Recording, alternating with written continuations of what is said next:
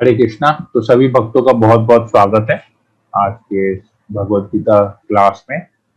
हम लोग 5वां अध्याय के ऊपर चर्चा करना स्टार्ट किया था कल। तो हमने कल इस अध्याय के पहले 6 श्लोक के बारे में पढ़ा था, जहां पर अर्जुन भगवान से प्रश्न पूछता है कि कर्म त्यागने और कर्म फल का परित्याग करने में और भक्ति में कर्म करने में, दोनों में कौन सा श्रेष्ठ है। क्योंकि एक समय भगवान उसको बता रहे हैं कर्मों का कर्म को त्याग नहीं कर सकते, फिर बोलते हैं कर्म फल का परित्याग करना है, फिर कहते हैं भक्तिमय कर्म करना है। तो अर्जुन थोड़ा सा कंफ्यूज हो गया। यहाँ पर अभी अर्जुन ने प्रश्न पूछा और इसके बारे में भगवान ने बताया, ज्ञान और सांख्य और भक्ति योग के बारे में बताया और कैसे उसमें सिमिलैरिटी है भगवान ने यहाँ पर बताया। आज हम लोग 6ठे श्लोक में भगवान बताते हैं कि किस प्रकार भक्त जो है, भक्त किस प्रकार कर्मों का परित्याग करता है और सुखी रहता है। तो अब ये जो भक्त है, इसके गुण क्या होते हैं, क्वालिफिकेशंस क्या होते हैं, उसके बारे में भगवान यहाँ पर आज हम लोग को बताएंगे। तो हम लोग 7 नंबर श्लोक से 12 नंबर श्लोक के ऊपर आज चर्चा करेंगे इसी विषय में कि भक्त के गुण क्या क्या होते हैं, भगवान बताते हैं। तो ऐसा व्यक्ति जो कृष्ण भावना भावित होकर कार्य करता है, उसके गुण क्या होते हैं। ओम नमो भगवते वासुदेवाय। ओम नमो भगवते वासुदेवाय। ओम नमो भगवते वासुदेवाय।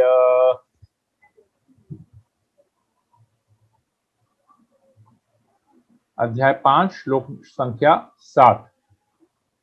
भगवान कहते हैं, जो भक्ति भाव में कर्म करता है, जो विशुद्ध आत्मा है और अपने मन तथा इंद्रियों को वश में रखता है, वह सबों को प्रिय होता है और सभी लोग उसे प्रिय होते हैं।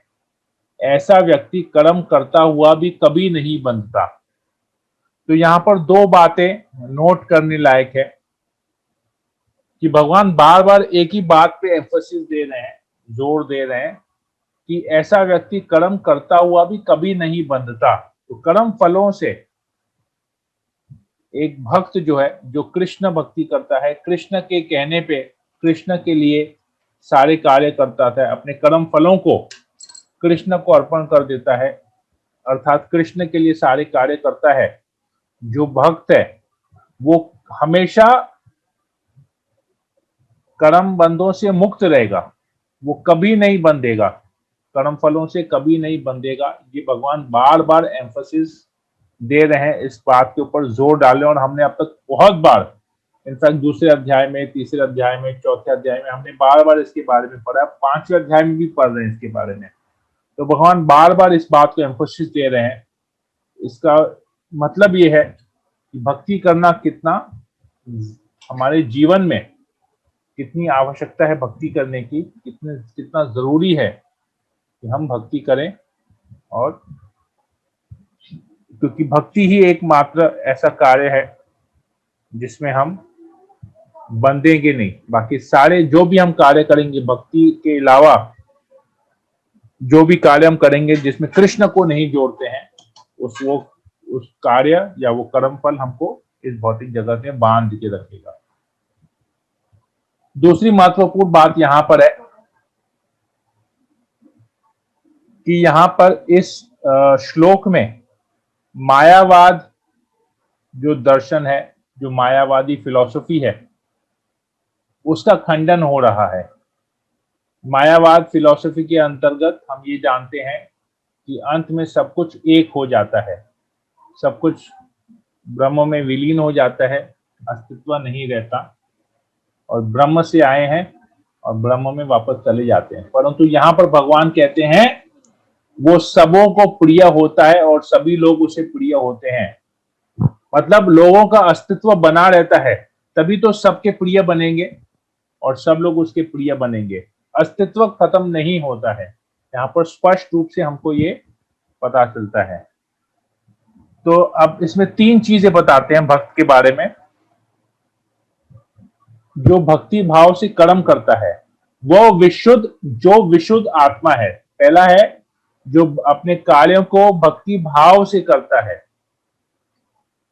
दूसरा, वो विशुद्ध आत्मा है, उसमें किसी भी प्रकार का छल कपट नहीं है, प्योर है।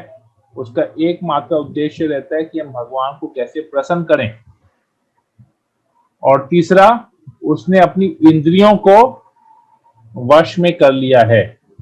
क्योंकि नेचुरल आप देखेंगे ये एक्चुअली ना एक ही क्वालिटी है पर 3 अलग अलग तरीके से बताया गया है।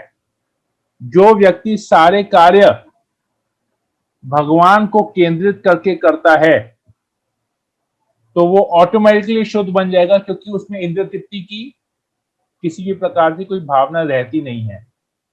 और क्योंकि वो भगवान के लिए सारे कर्म कर रहा है तो उसकी इंद्रियां जो है भगवान को संतुष्ट करने में लगी हुई है। तो जिसकी इंद्रियां भगवान को संतुष्ट करने में लगी हुई है उसकी इंद्रियां इधर उधर नहीं भागती हैं। मतलब उसने अपनी इंद्रियों को वश में कर लिया, वो केवल भगवान की सेवा में अपनी इंद्रियों को यूज करता है, बाकी नहीं तो अपनी इंद्रियों को अपने कंट्रोल में अंदर में रखता है। तो ऐसे लोग तो देखेंगे तो ये भक्ति भाव में कर्म करना कितना जरूरी है।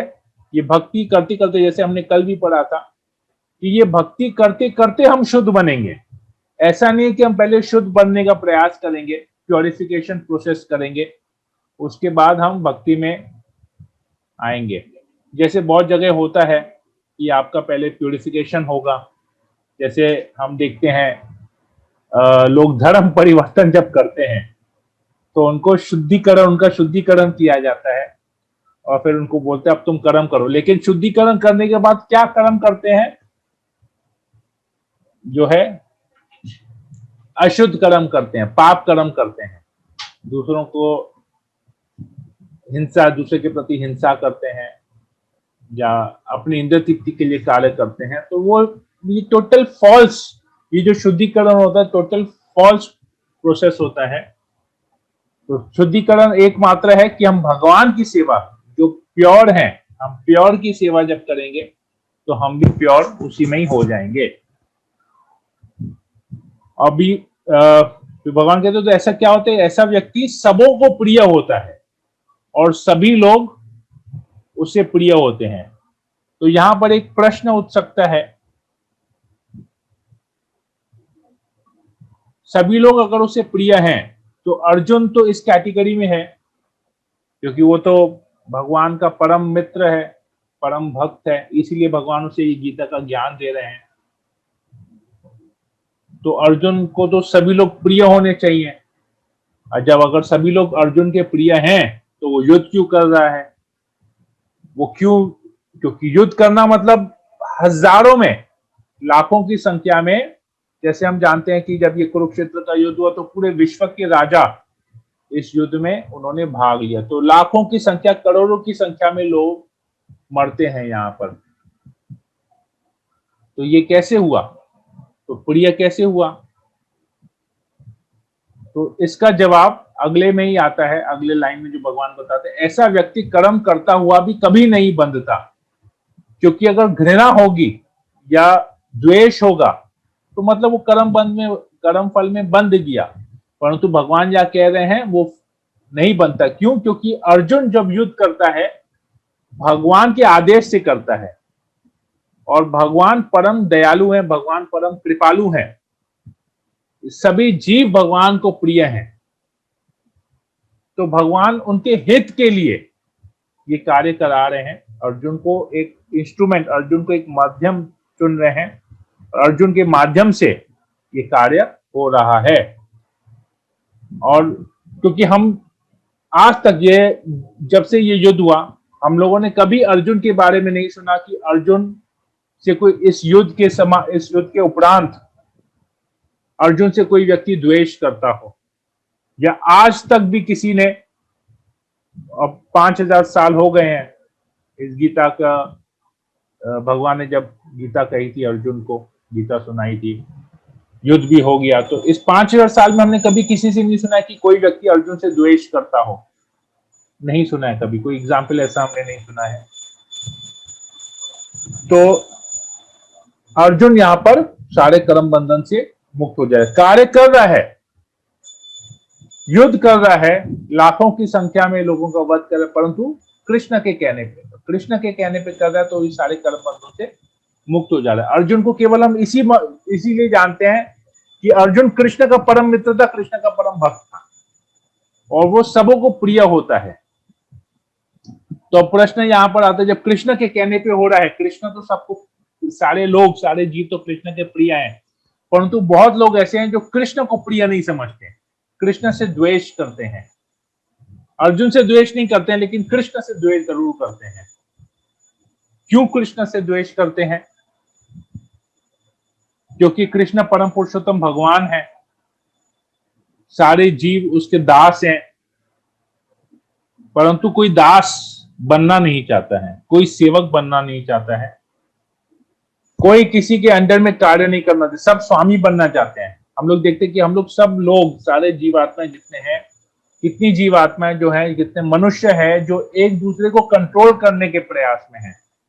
वो अपने आप को ईश्वर समझता है, अपने आप को कंट्रोलर समझता है, अपने आप को नियंता समझता है, परंतु परम नियंता भगवान है। और इस रावण इसके एग्जाम्पल में आता है, रावण देवताओं को कंट्रोल करना चाहता था, परंतु देवताओं को कंट्रोल कौन करता है? देवताओं को कंट्रोल कृष्ण करते हैं। हिरण्यकशिपु देवताओं को वश में करने का प्रयास किया, उसने कर भी लिया था। बलि महाराज ने भी कर लिया था, स्वर्ग पे आक्रमण करके देवताओं को अपना बंदी बना लिया था। तो ये लोग सब लोग कंट्रोल करने का प्रयास करते हैं, अपने आप को ईश्वर समझने का प्रयास करते हैं, इसलिए उनमें द्वेष आता है। जहां कंपटीशन, अब देखेंगे, जहां कंपटीशन होता है वहां पर ईर्ष्या उत्पन्न होती है, और ईर्ष्या से द्वेष उत्पन्न होता है। तो अगर कंपटीशन नहीं रहेगा, हम लोग सब लोग एक ही मालिक को रखेंगे कि कृष्ण हमारे मालिक है, और सब लोग सारे दास हैं, सब लोग उस मालिक को खुश करने का प्रयास करें, तो फिर कंपटीशन आएगा ही नहीं, द्वेष नहीं है, क्योंकि सबका लक्ष्य एक है। जब लक्ष्य अलग अलग होता है, उस लक्ष्य को कैसे हम करेंगे, कैसे अचीव करेंगे, तो हम तब दूसरे के प्रति हम द्वेष करते हैं, क्योंकि हमको अपनी खुशी चाहिए होती है, हम सामने वाले की खुशी नहीं देखते। हम जैसे ही सामने वाले की खुशी देखेंगे, उसके लिए हम सेवा करेंगे, उसकी प्रसन्नता के लिए करेंगे, तब हमें द्वेष नहीं आएगा।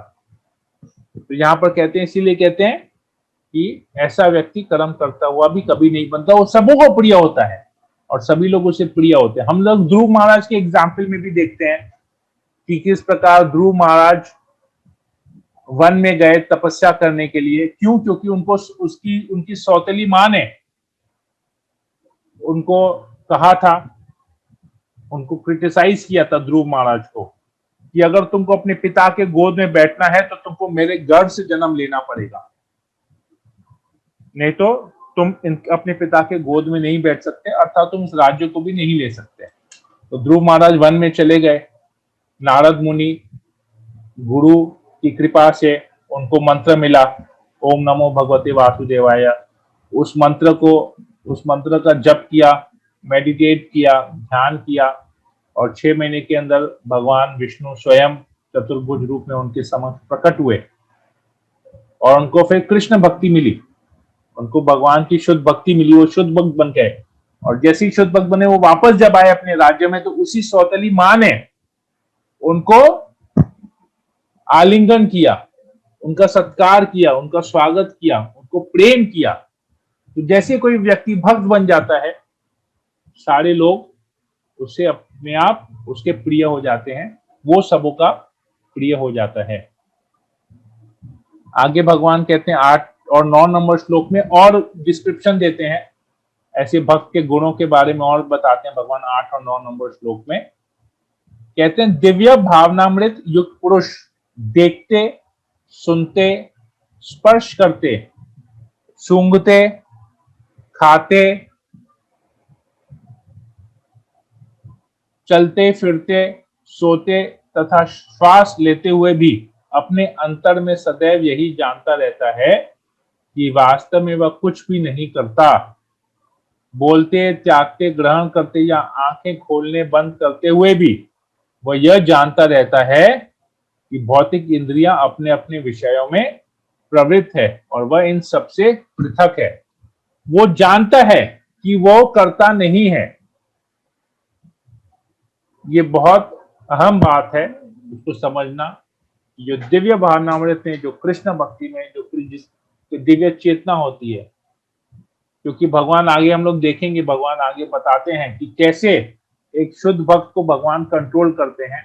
तो जो भी वो करता है वो भगवान उससे कराते हैं। तो ये सारे गुण यहाँ पर हैं। इसमें प्रभुपाद जी तात्पर्य में कुछ लिखते हैं, कुछ महत्वपूर्ण बात हम इसको समझ सकते हैं। ऐसे तात्पर्य में प्रभुपाद जी लिखते हैं, क्योंकि कृष्ण भावना भावित व्यक्ति का जीवन शुद्ध होता है, फलतः उसे निकट तथा दूरस्थ 5 कारण, कर्ता, कर्म, अधिष्ठान, प्रयास तथा भाग्य पर निर्भर किसी कार्य से कुछ लेना देना नहीं रहता। इसका कारण यह है कि वह भगवान की दिव्य सेवा में लगा रहता है। यद्यपि ऐसा प्रतीत होता है कि वह अपने शरीर तथा इंद्रियों से कर्म कर रहा है, किंतु वह अपनी वास्तविक स्थिति के प्रति सचेत रहता है, जो आध्यात्मिक वस्तुता है। तो वह नहीं करता है। हमको प्रतीत हो रहा होगा कि वो कार्य कर रहा है, परंतु वो 24 आवर्स भगवान कृष्ण की भक्ति में उसकी चेतना वैसी रहती है, वो दिव्य चेतना में हमेशा रहता है। इसलिए कहते हैं कि कभी भी एक शुद्ध भक्त को उसके कार्यों से जज नहीं करना चाहिए। वो सामान्य दृष्टि से लगेगा कि वो एक सामान्य मनुष्य और हम उसके बारे में कुछ कंक्लूजन निकाल लेंगे, परंतु उनको कभी ऐसा सोचना नहीं चाहिए। गुरु महाराज एक बार बता रहे थे रिसेंटली एक लेक्चर में, परम पूजनीय जयपताका स्वामी गुरु महाराज बता रहे थे कि जब हम किसी वैष्णव से, अपने सीनियर डिवोटी से प्रभावित होते हैं और उनके कहुए कथन पे या उनके आदेशों पे या उनके वो जिस मार्ग पे चलते हैं, हम उनसे प्रेरणा लेते हैं और हम उसी मार्ग पे चलने का प्रयास करते हैं। हम वैसा ही कार्य करते हैं जैसा वो आचरण करते हैं, हम भी वैसा आचरण करते हैं। जो वो हमको शिक्षा प्रदान करता है, हम उस शिक्षा को अपने जीवन में उतारने का प्रयास करते हैं। ये कोई भी हो सकता है, ये हमारे गुरुजन भी हो सकते हैं, ये हमारे शिक्षा गुरु भी हो सकते हैं, कोई ब्रह्मचारी भी हो सकता है, जिससे हम प्रेरणा लेते हैं, जिससे हम शिक्षा लेते हो, जिससे हम ज्ञान लेते हो। कि कोई भी ऐसा हो सकता है। हर व्यक्ति के केस में अलग अलग ऐसे होते हैं। कोई एक व्यक्ति से प्रभावित होता है, कोई 2, 4, 5, 10 भक्तों से प्रभावित होता है, परंतु वो भक्त कभी किसी कारण से कुछ ऐसा कार्य करता है जो हमारी इंद्रियों से, हमारे सोच के अनुसार हमको लगता है वो गलत है। तो लोग क्या करते हैं, वो लोग उसको गलत नजर से या उसके बारे में एक गलत कंक्लूजन निकालते हैं, परंतु गुरु महाराज बताते से वैष्णव अपराध होता है। तो अब हम उसको कैसे अप्रोच करें? तो गुरु महाराज बताते हैं कि हमको उनसे बहुत विनम्रता पूर्वक हमको उनके पास जानना चाहिए और उनसे प्रार्थना करनी चाहिए कि प्रभु जी, मैं आपसे बहुत प्रेरणा लेता हूं, मैं आपसे इंस्पायर होता हूं, आप जो भी कार्य करते हैं उससे मुझे बहुत उत्साह मिलता है। मैं आपको देख के भक्ति के मार्ग में चलने का प्रयास करता हूं। मैं आपको देख के, आपकी साधना देख के मैं प्रेरित होता हूं, मैं भी साधना करने का प्रयास करता हूं। परंतु आपने कुछ एक ऐसा कार्य किया, उस कार्य के बारे में हम बता सकते हैं जिस कार्य को देख के हमारे मन में कुछ संदेह उत्पन्न होता है। तो हम उसके किसी कार्य को स्पेसिफिकली बोल सकते हैं कि प्रभु जी, आपने ऐसा कार्य किया, मैं उससे, मुझे ये कार्य करने का, आपके इस कार्य का ना मतलब मुझे समझ में नहीं आया, क्योंकि मैंने आपका कुछ व्यवहार इस प्रकार का या कुछ ऐसा इस प्रकार का व्यवहार मैंने आपका देखा जो मुझे ये व्यवहार समझ में नहीं आया। तो कृपया आप इसके पीछे, इसका जो कारण है कि आपने ऐसा क्यों किया, तो कृपया आप मुझे ये क्लियर कर सकते हैं, क्योंकि ये मेरे मन में एक संशय है और मन में संशय रखना हमारे भक्ति में जीवन के लिए बहुत बड़ी बाधा है। हमने कल भी पढ़ा था। तो भगवान के कथन के ऊपर संशय रखना, वेदों के ऊपर संशय रखना, या कि भक्तों के कार्यों के ऊपर संशय रखना हमारे भक्ति में जीवन के लिए बहुत खराब है। तो हमको इमीडिएटली इस प्रकार, क्योंकि वो सीनियर है, हम उनसे प्रेरणा लेते हैं, हम उनसे इंस्पायर होते हैं, तो हमको उनसे बहुत एक दास के समान उनको हमेशा अप्रोच करना चाहिए, एक सेवक की भांति उनको अप्रोच करना चाहिए। एक निम्न कोटि, एक जूनियर डिवोटी के हैसियत से हमको, वो सीनियर है वैसे ही उनको अप्रोच करना चाहिए और उनसे क्लैरिफाई करना चाहिए। ये क्लैरिफिकेशन अगर हम करते हैं तो हमारा भक्ति में जीवन बना रहेगा, हम इनफैक्ट प्रगति करेंगे हम, क्योंकि हम फिर उसके पीछे रहस्य को समझ जाएंगे। क्योंकि ऐसा व्यक्ति हमको लगता है कि वो कार्य कर रहा है और हम कंक्लूड करते हैं, परंतु वो कार्य नहीं कर रहा है। यहां पर भगवान बता रहे हैं वो इन सब चीजों से, इन सब विषयों से प्रवृत्त भौतिक इंद्रियां हैं, अपने अपने विषयों में प्रवृत्त हैं, पर इन सबसे वो पृथक है। हालांकि भौतिक इंद्रियां लग रही कि वो किसी कार्य में है, उसका ऐसा कुछ कार्य हो सकता है, परंतु वो पृथक है, वो अलग है इन सबसे, वो इनमें इन्वॉल्व नहीं है। तो हमको हमेशा क्लैरिफिकेशन लेना चाहिए। इस क्लैरिफिकेशन अगर हम जब तक लेंगे तब तक हम अपनी भक्ति में जीवन में आगे बढ़ेंगे। और जैसे ही हमने क्लैरिफिकेशन नहीं लिया और उनके कार्य के ऊपर डाउट कर दिया, कोई कंक्लूजन निकाल लिया, तो हमारे अंदर में हमसे एक अपराध हो जाएगा, एक द्वेष आ जाएगा उस व्यक्ति के प्रति, उस सीनियर भक्त के प्रति द्वेष आएगा। और वो अभी हमको इमीडिएटली पता नहीं चलेगा, लेकिन आगे जैसे हम जाएंगे भक्ति में जीवन में, जैसे हमारा समय जाएगा, तो हम देखेंगे कि हमारा पतन हो रहा है, हम आगे नहीं बढ़ रहे, या जहां पर है उसी स्तर पे 2 साल 4 साल 5 साल 8 साल 10 साल हो गया, पर हमारा प्रगति नहीं हो रहा है। हम साधना करने में हमको तकलीफ हो रही है, प्रचार करने में तकलीफ हो रहा है, हम भक्त संग नहीं कर पा रहे हैं। तो ये यही कारण है, बहुत सूक्ष्म है लेकिन बहुत महत्वपूर्ण भी है। तो ये सब भगवान इसलिए हमको यहाँ पर ये ज्ञान दे रहे, इसलिए हम गुरु के माध्यम से ये सब ज्ञान लेते हैं। भगवान बताते, इसलिए बताते कि गुरु करना कितना जरूरी है, क्योंकि हम शुद्ध नहीं है, गुरु प्योर होते हैं, तो वो हमको समय समय पे हमको मार्गदर्शन करते हैं कि हमको क्या करना चाहिए, क्या नहीं करना चाहिए, कैसा हमारा आचरण होना चाहिए, गुरु हमको बताते हैं। आगे भगवान बताते हैं 10 नंबर श्लोक में, एग्जाम्पल देते हैं भगवान, यहाँ पर एक एनालॉजी से समझाते हैं, एक उदाहरण से समझाते हैं। जो व्यक्ति कर्म फलों को परमेश्वर को समर्पित करके आसक्ति रहित होकर अपना कर्म करता है, वह पाप कर्मों से उसी प्रकार अप्रभावित रहता है जिस प्रकार कमल पत्र जल से अस्पृश्य रहता है। तो देखते, कमल फूल कीचड़ में आता है, पानी में, एक पॉन्ड में, एक पुकुर में कमल आता है, परंतु वो उस पानी से निकलने के बावजूद भी वो कीचड़ को या उस जल को स्पर्श नहीं करता है। ये हम सबको पता है, हम लोग देखते भी हैं, कहीं पर भी जाते हम देखते हैं, एक पत्ता होता है, हरा पत्ता, वो पानी पे रहता है और उस पत्ते के बीच में कमल का फूल निकलता है, और कमल का फूल, कमल की पंखड़ियां, कमल के पुष्प की पंखड़ियां भी उस जल को स्पर्श नहीं करती हैं। इनफैक्ट उस पत्ते के ऊपर भी कभी पानी नहीं रुकता है, पानी उस पत्ते से हमेशा निकल जाता है, तो कभी भी उस जल को स्पर्श नहीं करता है।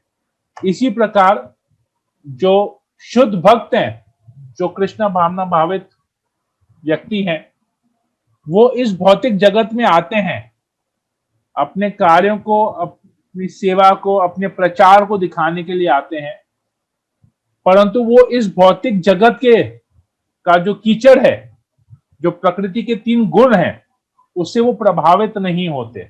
वो हमेशा इन 3 गुणों के ऊपर रहते हैं, वो तब कभी भी पाप कर्म नहीं करते, और उनको कभी भी किसी गलत नजर से हमको, या किसी गलत कंक्लूजन से भी हमको उसको देखना नहीं चाहिए। हमको कभी कंक्लूड नहीं करना चाहिए कि उन्होंने ऐसा किया, जरूर उनके मन में ऐसा होगा। ऐसे लोग साधु पुरुष होते हैं, और इनको कभी भी इस भौतिक जगत के कलमश, या इस भौतिक जगत की गंदगी, इस भौतिक जगत का कंटैमिनेशन, इस भौतिक जगत का द्वेष, ईर्ष्या इत्यादि कभी भी उनको स्पर्श नहीं करता। क्यों नहीं करता? क्योंकि वो सारे कर्म फलों को परमेश्वर को समर्पित करते हैं। वो जो भी कार्य करते हैं कृष्ण किस खुशी के लिए करते हैं, उनको उन कार्यों के फलों के प्रति आसक्ति नहीं रहती, वो इंद्र तृप्ति में कभी नहीं रखते। तो यहाँ पर भगवान इस उदाहरण से समझा रहे हैं। आगे हम देखते हैं 11 नंबर श्लोक में भगवान बताते हैं, योगी जन आसक्ति रहित होकर शरीर, मन, बुद्धि तथा इंद्रियों के द्वारा भी केवल शुद्धि के लिए कर्म करते हैं। तो कर्म क्यों करना चाहिए यहां पर बताते हैं, भगवान बताते हैं। बहुत जन कहते हैं कि हम कर्म करना चाहिए, कर्म करना चाहिए, पर कर्म करने का मकसद क्या है? कर्म करने का मकसद है हमको, हमें शरीर की, मन की, बुद्धि की और इंद्रियों की शुद्धि के लिए हमको कर्म करना चाहिए। तो हमको ऐसे ही कार्य करने चाहिए। भक्त लोग वही कार्य करते हैं जिससे उनका शुद्धिकरण हो। भक्त केवल प्रसाद ग्रहण करते हैं। क्यों? प्रसाद से चेतना शुद्ध होती है। वो भगवान के दिव्य नाम का जप करते हैं। क्यों? वो दिव्य नाम से जप करने से चेतना शुद्ध होती है। वो भगवान का कथा स्मरण कर, श्रवण करते हैं। वो श्रवण से उनकी इंद्रियां शुद्ध होती हैं, उनका मन शुद्ध होता है। उनका मन भटकता है, इधर जो इंद्रिय विषय में भटकता है वो वहां से खींचा चला आता है। उनका मन शुद्धिकरण होता है, उनके मन का। वो भगवान की दिव्य लीलाओं का गुणगान करते हैं, भगवान की कथाओं को बोलते हैं, क्योंकि उससे उनका हृदय शुद्ध होता है, मन शुद्ध होता है। श्रवण करते हैं, उनकी बुद्धि शुद्ध होती है। कार्य करते हैं, उनकी इंद्रियां शुद्ध होती है। वो जो सेवा करते हैं उससे इंद्रियां शुद्ध होती है। तो केवल वही हमको कर्म करना चाहिए। भगवान यहाँ पर एकदम स्पेसिफिकली बता रहे हैं, जो भी योगी जन है, चाहे वो कर्म योगी हो, ध्यान योगी हो, ज्ञान योगी हो, भक्ति योगी हो, सब कोई जो कर्म करते हैं वो शुद्धिकरण के लिए होना चाहिए, केवल शुद्धि के लिए। तो जो कार्य हमको शुद्धि नहीं करता है, अशुद्ध करता है हमको, उस कार्य को हमको त्याग देना चाहिए। यहाँ पर भगवान एकदम बताते हैं। तो ये क्यों है? शुद्धिकरण करने से क्या होगा? शुद्धिकरण करने से भगवान बताते हैं अगले श्लोक में कि निश्चल भक्त शुद्ध शांति प्राप्त करता है, क्योंकि वह समस्त कर्मफल मुझे अर्पित कर देता है। किंतु जो व्यक्ति भगवान से युक्त नहीं है और जो अपने श्रम का फल कामी है, वह बंध जाता है। देखिए, वापस से भगवान बता रहे हैं यहाँ पर, वह शुद्ध शांति को प्राप्त करता है। निश्चल भक्त वो शुद्ध शांति को प्राप्त करता है, क्योंकि वो समस्त कर्मफल मुझे अर्पित कर देता है। तो कर्म पूरा टेंशन उस भगवान ले लेते हैं, उसके सारे टेंशन को भगवान ले लेते हैं, उसको टेंशन फ्री कर देते हैं। जो टेंशन फ्री हो जाता है वो शांति, उसका मन हमेशा शांत रहता है, उसका हृदय, उसका दिमाग हमेशा शांत रहता है, वो विचलित नहीं होता है, उसकी इंद्रियां भी शांत रहती है, विचलित नहीं होती हैं यहाँ पर। तो क्यों हम इस जगत में आते हैं? क्यों हम ये सब प्रश्न आते हैं, क्यों हम फिर कर्म क्यों कर रहे हैं? जब शुद्धिकरण के लिए है तो हम कर्म क्यों कर रहे हैं? तो हम तो शुद्ध थे ऑलरेडी, इस भौतिक जगत में आ गए। तो हमको इस भौतिक जगत में आने का कारण ही है कि हमारे अंदर में कुछ अशुद्ध चेतना ऐसी आ गई थी, अशुद्ध सोच आ गई थी, जिसकी वजह से हम भगवान के धाम को छोड़ के यहाँ पर आए। और यहाँ पर आके अब हमको वापस शुद्धिकरण करके वापस वहां जाना है, भगवान के धाम को जाना है, अपने आप को शुद्ध करना, अपने आप को प्यूरिफाई करना है। जैसे हमें कुछ मैल आ जाता है, तो उस मैल को हटाने के लिए हम क्या करते हैं? हम साबुन से रगड़ते हैं, साबुन से, पानी से उसको धोते हैं, ताकि वो पूरा साफ हो जाए, और फिर हम अपने आप को अच्छा समझते हैं। तो वैसे ही हम जब इस जगत में आते हैं, भौतिक जगत में आते हैं, तो प्रकृति के गुणों के द्वारा हम प्रदूषित हो जाते हैं, हमारी चेतना वैसी हो जाती है। तो हमको वापस वो प्रोसेस, प्यूरिफिकेशन प्रोसेस धुनौती करना है, धोना है। कैसे? भगवान के नाम कथा जप से हमको उसको पूरा धोना है, उस मैल को, गंदगी को निकालना है अपने यहाँ से, और अपने आप को शुद्धिकरण करना है। तो क्या होगा? इसी से ही हमको शांति मिलेगी। ये भगवान यहाँ बता रहे, इस अध्याय के अंतिम श्लोक में वापस से भगवान बताएंगे कि परम शांति का रियल पीस फॉर्मूला क्या है, भगवान यहाँ बता रहे, और अंतिम श्लोक में भी बताएंगे रियल पीस फॉर्मूला।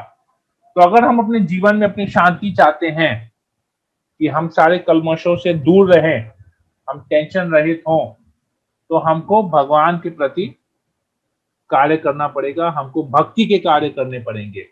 जो भी कार्य हम भक्ति छोड़ के करेंगे वो हमारे बंधन का, टेंशन का कारण बनेगा। तो यहाँ पर भगवान इसके भक्त के गुण बता रहे हैं तो जो भक्त है, जो निश्चल भक्त है, वो हमेशा शांति, उसका मन हमेशा शांत रहता है, वो शांति को प्राप्त करता है। और जो भक्ति नहीं करता है वो हमेशा कलमश में पड़ा रहता है। ठीक है, तो हम लोग इसको आज यहीं पर ही एंड रखते हैं कथा को। हम लोग आगे फिर कंटिन्यू करेंगे। हम लोग कल फिर देखेंगे कि इस प्रकृति से, इस शरीर से वास्तव में जो जीव आत्मा का जो रिलेशन है, हम इसके बारे में कल चर्चा करेंगे। ये श्रीमद् भगवत गीता की जय, श्रील प्रभुपाद की जय। हरे कृष्णा कृष्ण कृष्ण हरे हरे, हरे राम राम राम हरे हरे। हरे कृष्णा।